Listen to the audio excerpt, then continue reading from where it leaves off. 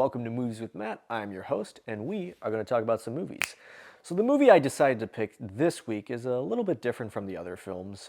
This one cost around $15,000 to make. It's an indie horror film called Skinamarink. Now, as goofy as the title might sound, it's actually pretty scary.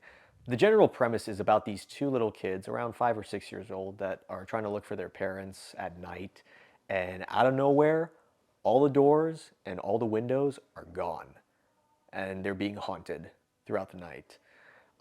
That's the premise, generally speaking. It's pretty simple, pretty straightforward.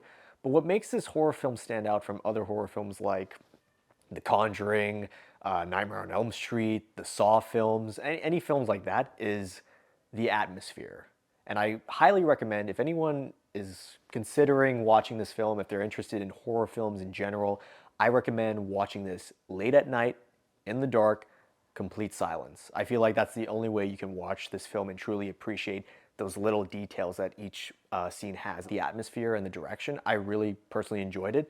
I will say for some viewers, it might be a bit of a slow burn, and I think there's a reason for it, is to truly understand like what it feels like being a little kid at night trying to look for things here and there. Something could be as scary as like you might be seeing something from the distance at night and you don't know what it is. Is it a person? Is it a tree? Is it an object? What is it? Is it moving? Is it moving quickly? A lot of those things come into play in the sense of the mood that the film's trying to give off, and I really love it. I love this type of filmmaking where they take chances with what they're given, because again, budget's like $15,000. I haven't watched a film like that has gotten this much recognition in a long time. Maybe not since Paranormal Activity. And I'm just glad that something like Skinamarink is able to come out and people are talking more and more about it. Because I like horror films, but I also like this type of horror where it's very experimental with its direction, with its sound design, with its performances. You don't even see a single face in this film. Let me tell you, that's pretty impressive.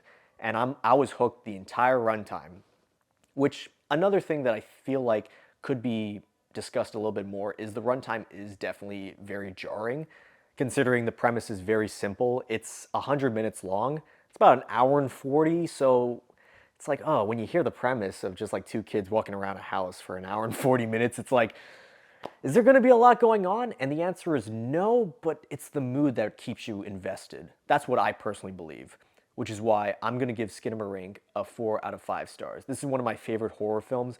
I love the last shot. To me, that's like the perfect summarization of horror to me, is the last shot of not knowing what it is until it hits you right in the face. The graininess of it, it's just, it's beautiful. I know this is getting a lot of buzz. Some people love this film, some people hate it, but that's just my personal thoughts. I enjoyed the hell out of this horror film. So yeah, those are my general thoughts. What did you think about it? Did you like it? Did you hate it? What did you like about it? What did you hate about it? Let me know in the comments. I'm really curious to know. And yeah, really love the hell out of Skinamarink. So that's all the time I have now for Movies with Matt, and I will see you all next week.